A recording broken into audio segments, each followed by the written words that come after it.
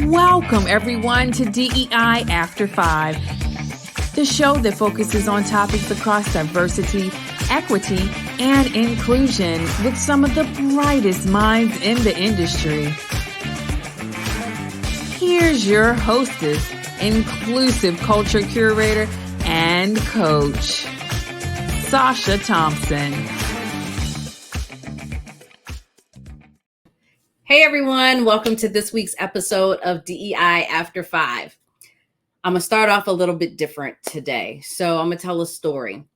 At one point I worked in an organization where I had a leader who just did not want to see some of the negative things or the bad things that were happening within the organization.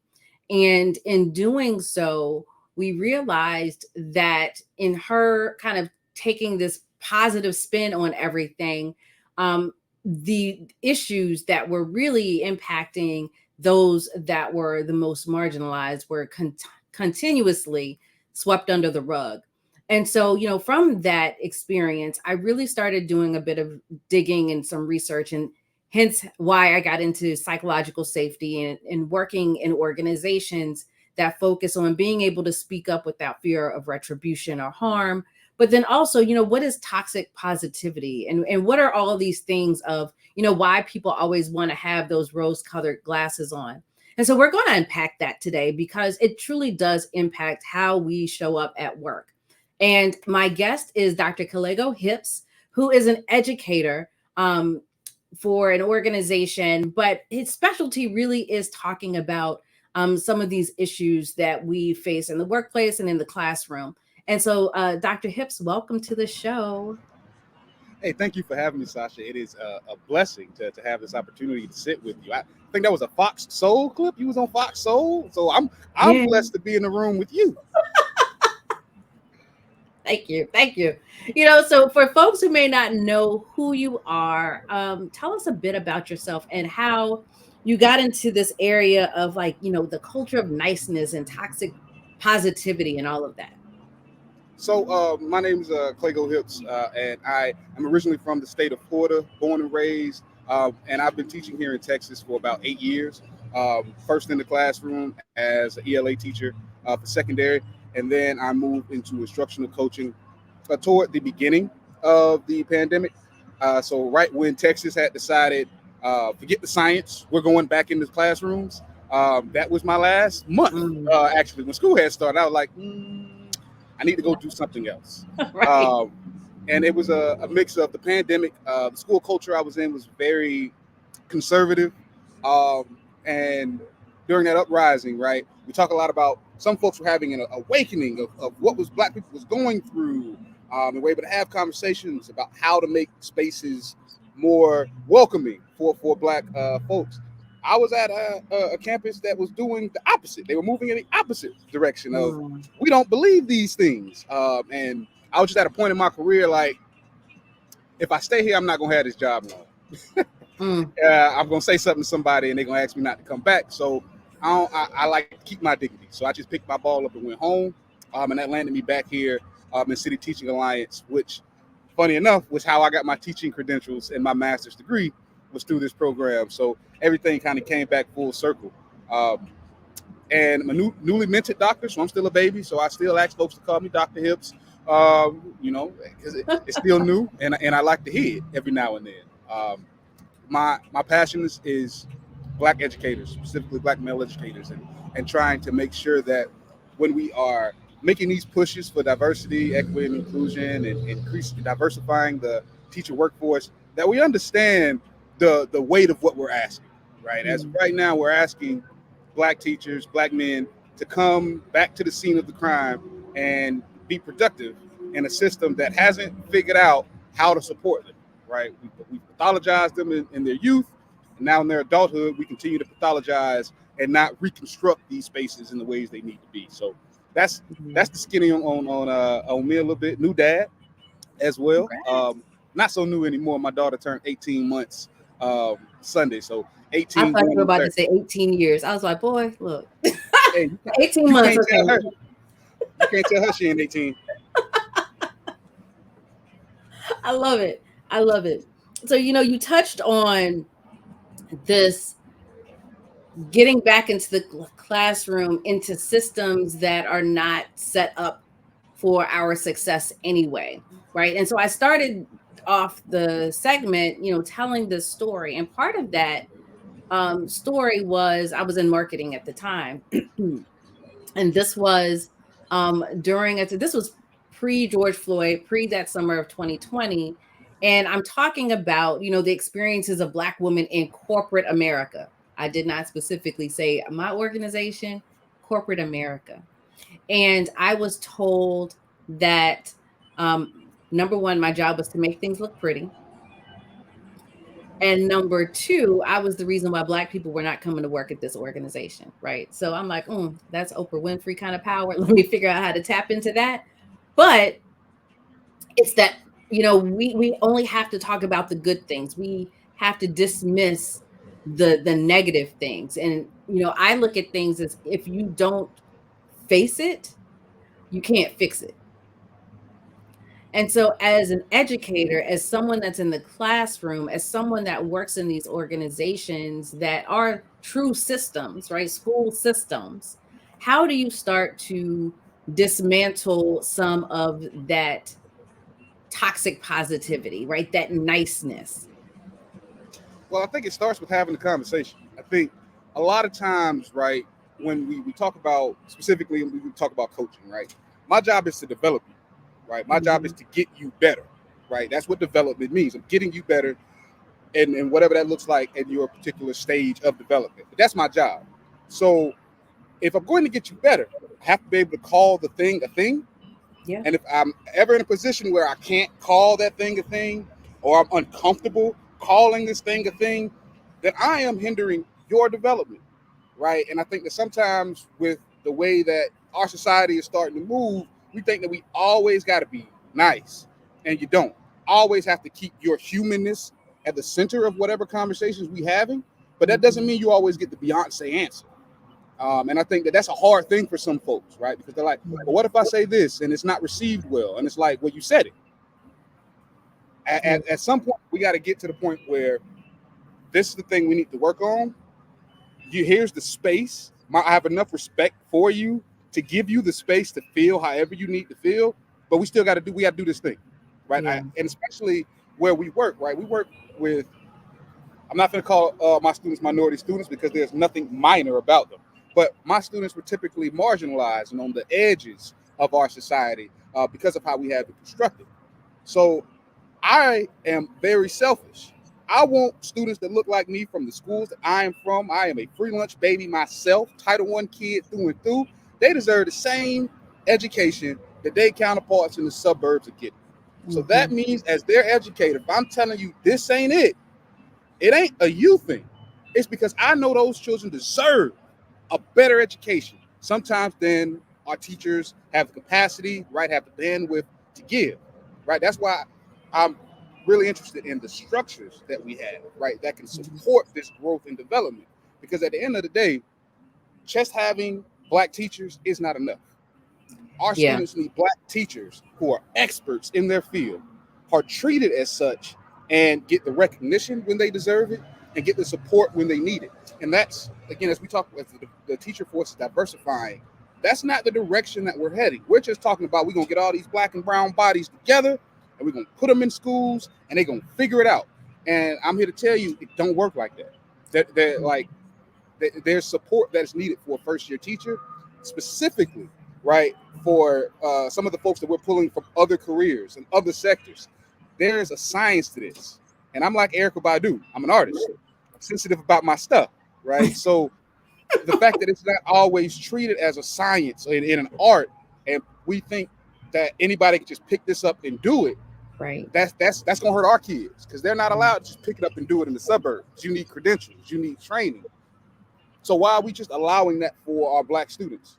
Yeah. I'm hearing so many things. I'm hearing that there is the culture of conflict aversion, right? We don't want to deal with conflict, which is part of supremacy culture, but that's a whole other conversation. you also are making assumptions about the needs of those that are marginalized, right? That they are less educated, book smart versus street smarts, right? There are some transferable skills that happen in those places that I think are often overlooked. The other thing is those assumptions often are based on biases. And so when you start to unpack those biases and where they come from, then you start to deal with, okay, now how can we provide the student with what they need in order to be successful? I mean, the same thing happens in the workplace, right? There's this assumption that, okay, you're from this background, this is all you can do. Give me the opportunity to shine and I will shine. But you have to have a system in place that will allow for that.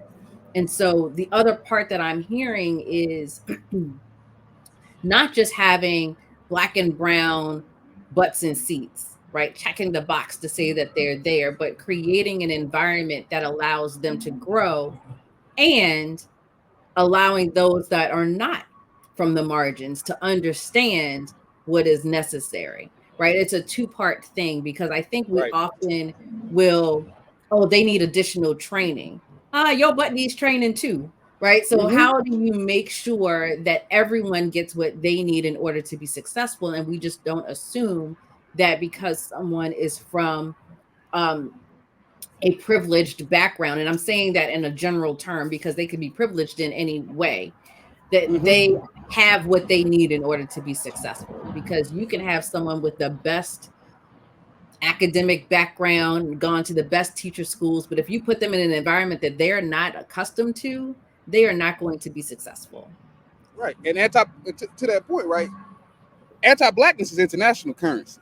Yes. So again, this idea that just having Black folks in the teaching profession is going to somehow spark this growth in Black and brown children is ahistorical and disingenuous, right? I can speak as a Black man, right? That the type of support that I got in the classroom was, I didn't get any support that I didn't ask for, right? And it's this assumption that because my room wasn't on fire, and my students were sitting down and everybody wasn't running around, that I had it. And it wasn't until about my third year in the classroom I realized, yeah, my students are compliant, right? Ain't nobody in here wilding, not throwing chairs, we ain't doing all this cussing. However, I'm not teaching this subject to the ilk that I need to for my students. And like that realization of why haven't I not gotten support in just the teaching? Right. Yeah, my classroom management is fine, but I came in this profession to teach and be the best English teacher any of my students have ever come in contact with while they've been in the school system. That was my goal. And I realized that I wasn't gonna get it there. And that's why I went to the conservative place thinking that, hey, I'll be able to get it here. And I got it there, but I had to give up something. Right. Which is why I was only there a year, because what I was having to give up wasn't worth it. It wasn't worth it to get this thing that I felt like I was owed by the folks who recruited me to be a teacher. Like I think one thing that we also got to be honest about is we've been doing a lot of work, and this is called the DEI After 5, right? So we've been talking about a lot about diversity, equity, and inclusion of how to better support students that are on the margins, post-Brown versus the Board of Education. I would be curious, because I'm not an expert in this, but I'd be curious to know what work has the school teacher done, the school system done, to rectify the push out of the Black and brown educators after desegregation? Because we've done work to make it more welcoming for the students. What work have we done for the teachers that were displaced and the generation of teachers who didn't get the chance to shine in teaching? Because we want them to come back. But if this system is still post-Brown as far as how it treats teachers, or pre-Brown, how it treats teachers, we're not. That's why we see the retention numbers dip, right? Folks don't want to stay here because I'm already coming back to a place that may or may not have given me something as a student, right? So I can fill that gap, only to find out that they're still not pouring into me now. And I feel like the work that I'm doing is good work, and I still need to be poured into, right? That's why the when we talk about the teaching profession as far as demographics, that's why white women are still dominant here. After all of these years, We got all of these years between Brown and right now, and we still haven't figured out why Black educators don't want to teach, and when we do get here, why we don't stay here long. And I feel like it's too many smart people in education for us to act like we don't know what's going on, and it's our inability to call the thing the thing. This system ain't built for the Black teacher to be successful, to thrive. Yeah. It's built for you to survive. And then go ahead. I'm sorry. My brain. And once you figure out that you don't want to do this no more, then we're gonna pour all this money into all these concentrated efforts to bring more folks in, right? Yeah. And it sends a message that I am disposable because you are trying to burn me out because you feel like you can just go get another one. And we got to shift that mindset because this new generation is waking up and they ain't gonna go for these games that we were playing. It's oh good, there's so much that you just said that I want to unpack. I think part of the challenge, part of the issue is in the desegregation of schools. The missing link, particularly for students of color and teachers of color, was community. We are a communal people. And I was having this conversation 2 weekends ago. I grew up in Virginia and I had to go back home for a memorial service. And I'm sitting there with my friends from high school who I've known probably since 3rd or 4th grade, with a couple of our mothers.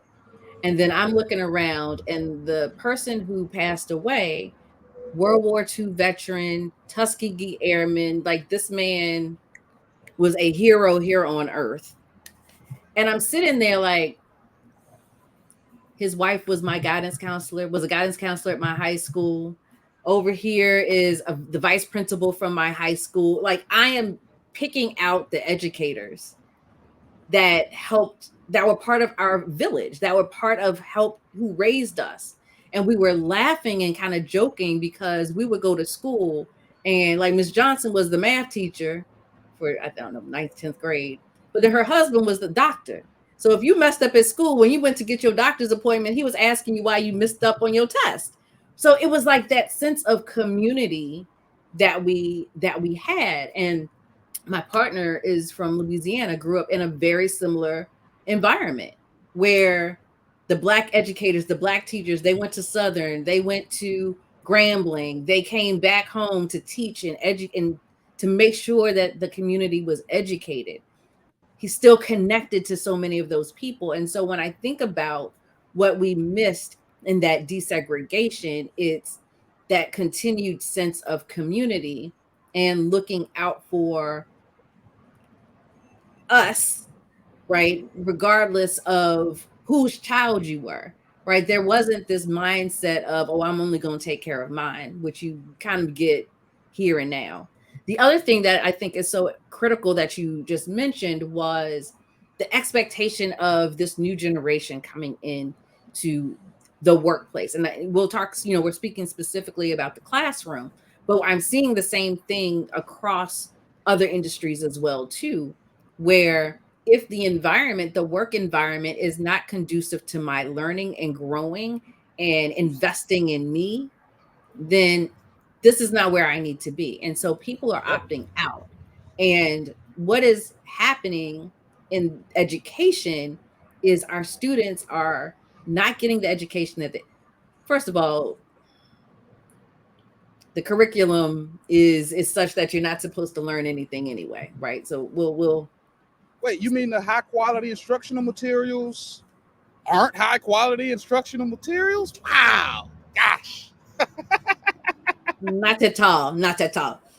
My mom and I were talking about this the other night, right? She was out, she's very much into politics, and I'm just like, there's not enough wine in the world. But we were just talking about how like civics isn't even taught in schools anymore. And I'm like, it's by design. Because if you are ignorant to what is happening right now when it comes to politics and what is happening in the world around us, then you don't have the cognitive ability to question why things are happening the way that they're happening, right? So I'm like, it's all by design, and it's been systemic. It is now part of a system of miseducating the masses. But again, that's a whole other conversation because that's what's happening right now in the world. But I'm going back to, what you're saying about those support systems, because it's so important that organizations think about how do we support not just the task, but the person, right? And how do we, and you and I were talking about this before, right? How do you get back to the humanity of it all? Because we're not just checking boxes. We're not just cogs in a wheel to say, okay, yep, little Johnny passed this test. Let me push him on to the third grade, not understanding that Johnny might have ADHD or autism or something else that we need to address, because we are connected to little Johnny as a human and not just as a student that we just need to push through in the system. And so the same is with teachers. It's what do these teachers, these educators, these employees that are at corporate America, what do they need in order to be successful? And so as someone that is in an administrative role in education, right, what are some of the things that you would recommend or that you would suggest that schools think about as they are looking to support, if they truly care, right, looking to support the teachers and educators that are within their staff? All right, so now this is the part where I get on my anti-box curriculum soapbox, because I believe that the first part of humanizing is to see somebody. You got to see, before you can even talk about me being human, you must see me, right? I think that historically, right, when the enslaved folks came over, the first thing they was rendered was invisible. Yeah. Right? You were no different than the chattel on another person's farm. You were just seen as a commodity. And that's how teachers are seen right now in the system. That's how the students are seen in this system.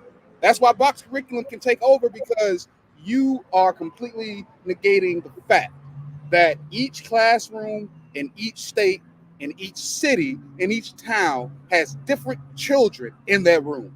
Yeah. So for you to say that this thing that I'm giving you, oh, you can cut some stuff here, you don't have to teach, like all of that is disingenuous. It's disingenuous because these folks are still trying to make money. For me, we stopped seeing teachers a long time ago. We got a brief glimpse of visibility when all the parents was at home and they had to teach, and they realized, we got some bad tail kids. Yes, this is not as easy as I thought it was going to be, right? And then we shifted right back to the invisibility. We are just the number in the school that is tied to test scores and graduation rates, under the guise of someone else saying, this is how we see their humanity. That is not how we see humanity. To me, the first thing, if we want to see the humanity of teachers, that you charge all this money to go get certified, they take all these exams, they go get all these degrees, for you to then say, you can't plan your own lesson for your students in your class. You must teach this way, or you must teach from this curriculum. You can cut and paste some stuff, but you have to only use this curriculum. To me, that is it's intellectually untrue to the point where it gets disrespectful. Because if you're just going to give me this material, why am I spending $500 for the certification exam? Why am I going to get this other master's degree? Again, in education, the thing that is really bothered me more than anything is the intellectual dishonesty and the disingenuous way that we move. We say we think we care about these things, but then we go do this. And my point about the younger generation, I remember having a conversation with a colleague about our teachers were coming in. So our program brings in teachers from all over the U.S. So we might have some folks. I'm in the Dallas site, so I'm with National, but I'm located in Dallas. And we bring folks in. We don't bring a whole lot of local teachers in. All right, so that's one thing. And the second thing is, with these young 20-somethings coming to a city that a lot of them have never been in, our folks were asking for, housing assistance because it's expensive out here. Right. We really don't pay you a whole lot your residence a year. And I remember a colleague going, where do we promise this? We don't tell them that we're going to do this. And I pulled up the website. See right here where you say we're an anti-racist organization? And their response was, well, that doesn't say we're going to help them find housing. No, but you are saying that you are going to dismantle any obstacle or systemic issue that they're going to face. That's what that says. That's what that means. If you are an anti-racist, you are actively working to dismantle systems One of the systems that we have right now is fair priced housing. If you don't want to do the thing, stop saying these things, because these young folks know what they're talking about. They didn't just pick up one candy book. They've been living this. And again, we say things and then when it comes time for us to be held to the fire, we go, well, we didn't say we were going to do that. And it's like, well, stop using these academic terms that have a life outside of your use for them. There is life here. This means something deeper than I'm going to not say the N-word. And I want you to stop your students from saying the N-word. It's like, all right, but it's 2024. Literally being called the N-word on the list of stuff we need to worry about, or hearing students say that, like we up here now. So beyond right? that, right? That's not even the hill we're trying to die on. I want to down the hill of our literacy rate ain't grown in 40 some odd years, right? I want to get into the fact that there are people who are saying things like diverse texts are actually harmful to students, so we should ban these books. Like, there are fights that we need to be fighting, and we're not fighting these. You know, it's interesting because there again, you touched on some things that I'm like, oh yes. The first one is you called out, right, anti-racism in these terms. And I honestly believe, because there is this misunderstanding of the fundamental root definitions of these terms, diversity, equity, and inclusion, belonging, whatever it is, that is why we are where we are right now, right? Because people can define them in a way that makes them comfortable or makes them feel good. And so, you know, what you just described is a perfect example of what it truly means to be an anti-racist organization versus us just putting the word on there so that we can feel good and pat ourselves on the back, right? Like, that's what has been happening. It's this whitewashing of this work. And again, not to make this just about race and ethnicity, there are so many other aspects to diversity, equity, and inclusion. But when you're talking about access, you know, one of the, and I've said this on the show several times, like, one of the challenges that just blows my mind is I do not understand how your governor is very anti-DEI sitting in a wheelchair. Like, that to me is just mind-blowing to me. And it tells me that there's, again, this miseducation of what diversity, equity, and inclusion is. And when you look at, and this is a whole other conversation we could have, but when you look at what the dismantling of diversity, equity, and inclusion means, right? It's not just the race things, right? It is the accessibility aspects. It is things that touch on ADHD and neurodiversity and LGBTQ plus, you know, issues, because all of that intersects with race and all of that intersects with gender. And so you can't dismantle all of those things and say, oh yeah, we're only going to talk about race, because you have other people and other aspects of identity that touch and tie into that. So it's just so lot. It's a lot in these definitions. Well, we know DEI is just a euphemism, right? And the thing about the intersectionality, right, is, and a lot of times there are other laws to protect other people. So even if you're not Black, if you have a disability, right, there are at least, as a student, there are at least 2 laws, essay and idea, that are, regardless of your race, if you have a disability, you are protected, right? So when I'm looking at the dismantling of diversity, equity, and inclusion, the biggest tell for me that we're talking about Black people is that white women were the biggest recipients of affirmative action. 70%. Absolutely. 70%, right? So who do you think is also going to take this hit for DEI? Disingenuous, right? It's not logically sound. They don't mean them though. They don't see how this means them, and that's why it's us having to do the fight, right? Because DEI means exactly what it sounds like: diversity of thought, equity in how we hire people, and inclusion for how we hire people and build our infrastructure to make sure that they can be successful and feel welcome here. No one said Black. No one said Black. But all of a sudden, it's the new N-word. Hey, and we know how language works. That's how it works. It was critical race theory, right? Which has offshoots of critical Latin studies, critical disability studies. But we were talking about Black folks. No one said Black. Again, there's a side that knows what they're doing though. These dog whistles are historically, well, they come back around all the time. And it's like, at some point, I would expect us to have a plan. And when I say us, I mean the Democratic Party. I would expect as we continue to see the other side bring the same playbook out time after time, that we would have some kind of defense to stop it. But it's like, to me, it's like when I watched the AFC Championship game last year, and I watched Lamar Jackson, who had been tearing it up all year, get and stuck. Fell apart. Stop. Listen, Stop I'm not and over stop. I'm not a over Ravens it fan. I'm still not over it. And I'm a Lamar Jackson fan. So to watch that, right? The Chiefs had an answer. They had been watching and had an answer. And one side did not, right? So I'm sitting here watching this whole time. We're going off playbook. We're not doing the things that have been working for us. And we're just like the Ravens trying to figure out why we're not having success. While the other side is doing the same thing, right? Patty Mahomes going to scramble around. He's going to throw it to Kelsey. He's going to scramble around. He's going to find some other no-name receiver. He's going to throw it to Kelsey. But it works, right? It works. It's like we've not been playing this game, or we've not been paying attention to this game. And that is the part that scares me, because to dismantle DEI,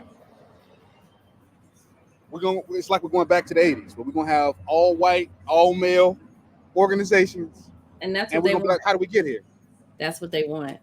We could go on for days. There was one other point I wanted to bring back up, because it tied so perfectly into the work that I do around psychological safety. And it's what you said around teachers having to get these certifications and going back to school. So that's the learner safety piece, right? That's stage 2 of psychological safety, is getting that education and knowledge. Any person that has gone through any of my workshops, I would say organizations fail mostly at stage 3, because you have people go off and do these things, and then they come back and they cannot utilize it in the way that they need to for contributor safety, where they feel valued and that they feel like they can contribute and be meaningful to the organization. And so the psychological safety falls apart when you create these systems where people can have to go learn, have to spend their own money to go do these things, and then you come back and want them to check a box, right? You start to lose people's interest. You like, why am I even doing this? And then this is part of that reason why, well, anybody can do it. Anybody can be a teacher, right? Because all you have to do is follow this, check the box, which in actuality, that is the smallest piece of being a teacher. Thanks. So, I just wanted to say that. I'm gonna do a little bit of a pivot. Okay. So got good shoes on. Yes. What are the things that you do to fill your cup, to take care of yourself while you are doing this work? Because this is not easy work. Working in education is not easy by any stretch of the imagination. So the one big thing is my family, my wife and daughter. When I'm not diving deep into this work or the research or researching, they're my way of being able to step back. Like, me and my wife are educators, so sometimes I'll pick her brain. She's a counselor, and she's very learned in the counseling field. Sometimes I just ask her questions, right? Sometimes we just need tools to de-stress, and sometimes we need tools when we're going through things. So I lean on my wife, and I like to learn from her to kind of take my mind off all this heavy stuff that I'm dealing with. Also a big reader. I am 6'4". This month ain't over yet. Y'all. So I am about to finish my 7th book of the year. And I really just dive deep into literature as a way to escape when I'm not like spending time playing with my daughter or chilling with my wife. And I'm a video gamer, man. I like video games. I'm a big RPG guy. I like to go be some other mythical creature in another world and play games that immediately reward my success. So I like leveling up and going on the skill trees. And that's one way that I decompress as well. But I told myself once I really started diving into this work that whatever I do, I got to make sure that this isn't the death of me. Yeah. And I was real militant in college, and I would argue on social media with folks. And I remember one day arguing with some folks trying to school them on race and racism. My mom gave me a phone call. And she just asked, she's like, "You all right, son?" I'm like, "Yeah, I'm doing all right. What's the phone call for?" And she's like, I seen what you was talking about on Facebook, and I just worry about you because the folks that say stuff like that out loud, the way that you do, with the frequency that you do, they just don't last long here, and I'm worried about you. And that like shocked me. So I made sure that with all the revolutionary talking, the work that I do, that I got to think about my mom, right? Yeah. And the reality of it is we're not the nicest to each other when we have these conversations. And I can take a hit, but like now I got a family. My daughter Yeah. don't deserve this, like any vitriol. My wife don't deserve any vitriol. So I'm always mindful of the biggest way to decompress is this work got to stop at some point in my day. It can't keep going, and I got to have the cognizance to know what is this the fight to push on, right? Yeah. So Which battle? do I need this fight right now? All right, or can I Yeah. fight? Can I take this L, go prep, so that the next time that I'm faced with this situation, I have a better chance to jockey. I'm in the winning position. But it's really hard because I'm passionate about this. Like it bothers me that we want more black men to teach, and we ain't figured out how to support black men. Whether it be a principal that doesn't share their background, or whether it be a black administration with an Anglo mind, we just haven't figured out how to support brothers in this, but we know that they're important. We know that. The research says it. I mean, and the basic thing is just role modeling, right? Just role modeling positive black male images in everyday life, right? That's not just what you see on TV. Or your neighborhood, right? Because that's one thing that we say a lot. Like, do they got that young black males don't have black male role models? Yeah, they do. It's a lot of brothers in the hood. Now, I feel more so they need to see something else, right? Because to your point about, you said something earlier about street smarts, right? Some of the most brilliant students that I had was wearing them little ankle bracelets. Yeah. It was on me as a teacher to start making the connection between the world that they were living in outside of school and the world of school. And once we were able to mash them two things together, never been forget.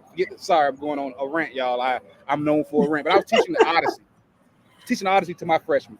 And we were talking about, it was the part of the Odyssey where they go and visit the Cyclops, and they're sitting there, they're talking in the old English, and they're like, this is a side of the ocean that we're not supposed to be on. We hope we don't get caught.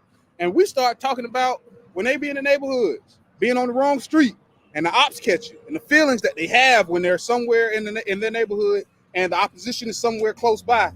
And we were, that's what Odysseus feels. Oh, right. We got connections. Yes, this is exactly how Odysseus feels. Like he on that wrong side of Orlando, and he know it. So Right. we were able to make them connections. But again, being from the community, I know these things. Living in the community, I know these things. We at an education and these nonprofits keep bringing folks in and telling them it's okay for you not to live in the neighborhood because you don't feel safe. And I just always ask people, if you're telling them not to live there because they don't feel safe and they big grown age, what about the kids that they teach that ain't got no choice but to live in this neighborhood? Right. Like, What message are you sending? And again, they're disingenuous, right? It's just disingenuous. Yeah. Dr. Hipps, how can people get in contact with you if they wanted to hear more from you, learn more, want to be a teacher? Like, what's the best way for them to reach you? Well, if you want to be a teacher, please check out the City Teaching Alliance website. We are in 4 different cities, right? So you can teach in Baltimore, you can teach in Washington, D.C., you can teach in Philly, you can come down here, and as you can see the sweat on my head, you can see this heat in Dallas, you can come down here and teach. We'll take you down here. And if you want to learn more about just me and my career, you can visit my LinkedIn, send me a message. I love to talk to folks about this work. You can also, I'm gonna just send you them 2 places. You can send me an email if you want. And I'm sure my email will pop across the screen on my personal email, and I can respond as well, man. Again, I love talking about not just DEI, but education, and how we can actually make education what we keep saying we want it to be. So if you got some ideas, if you got an answer to my question about what have we done to make this more welcoming for Black teachers since Brown, because that was a real question. I really want to know the answer to this. Please hit me up, man. I'm always open and willing to have a conversation. Love it. Thank you so much for being with us and having this conversation. I mean, like I said, we could have gone for another hour and just all the directions and all the topics that I wanted to cover. So Dr. Calago Hipps, thank you so much. Hey, thank you so much, Sacha, for having me. I appreciate the opportunity. Absolutely. And thank you all for tuning in to this week's episode. I hope that you were able to walk away with a couple of new ideas, spark some interest for you, or really started to question, like, what are some of the things that you can do within your community, especially within education if your kids are in school, some of the ways that you can help support some of those teachers. As always, you can find us here every Tuesday at 5:15 p.m., podcast, YouTube, and please like, share, subscribe. Hope to see you again. And until next time, have a good one.